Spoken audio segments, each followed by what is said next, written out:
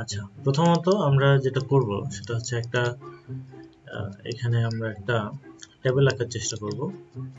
টেবিলের মধ্যে নাম্বারিং করব। তো যেহেতু আমাদের শিক্ষাটা খুব বেসিক লেভেলে, তো কথার কথা ধরে নিই আমরা যে এখানে দুইটা আমার কলাম আছে এবং এই যে বেশ কয়েকটা রো আছে। তো আমরা যেটা করব যে এটা হয়তো আমরা সিরিয়াল নাম্বার দিতে চাই এবং এখানে আমাদের ডেসক্রিপশন থাকবে। ওকে, এখন আমরা হয়তো এই সিরিয়াল নাম্বারটা এখানে তো আপনারা দেখছেন যে হাতে করে করে 1, এই যে 1, দেন 2, দেন 3, দেন 4। এটা তো আসলে খুব একটা স্মার্ট ওয়ে হলো না, তাই না? আমরা তো অনেকেই হয়তো জানি যে নাম্বারিং, অটো নাম্বারিং অপশনটা আছে, সেটা অ্যাপ্লাই করা যেতে পারে। আবার এখানে একটা এক্সট্রা টিপস আপনাকে বলে রাখি।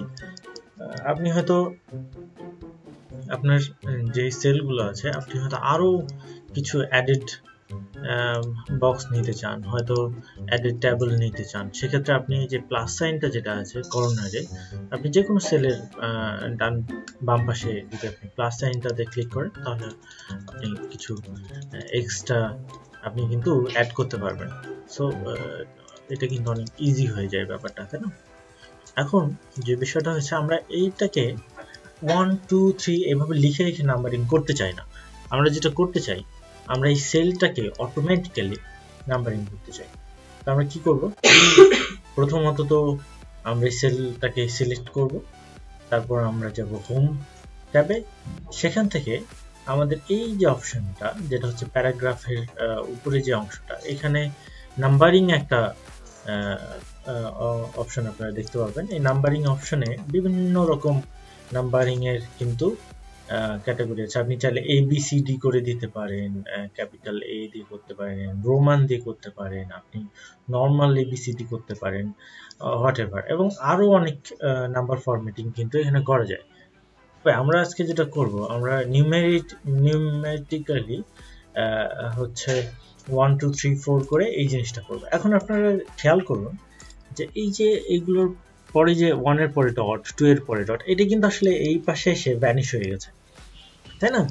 এখন আমরা অনেকেই করি কি এটাকে আমরা সিলেক্ট করে আমরা হয়তো ভাবি যে এটাকে হয়তো মিডলে দিলে সে হয়তো মিডলে চলে যাবে অথবা বাম পাশে চলে যাবে। ইনফ্যাক্ট আপনি যদি এখান থেকেও এটাকে ডানে নেওয়ার চেষ্টা করেন, সে কিন্তু ডানে আসবে না। তাহলে এটাকে ডানে নেওয়ার উপায়টা কি? এইটা শেখানোর জন্যই আজকে আপনাদেরকে আমি এখানে ভিডিওটা বানানো। দেখেন, আপনারা করবেন কি, এই যে প্রথম সিরিয়াল নাম্বার 1টা, এটাই ক্লিক করবেন। এই যে জাস্ট একটা ক্লিকের মাধ্যমেই লেফট ক্লিক একটা করলেই কিন্তু এটা পুরোটাই সিলেক্ট হয়ে যায়।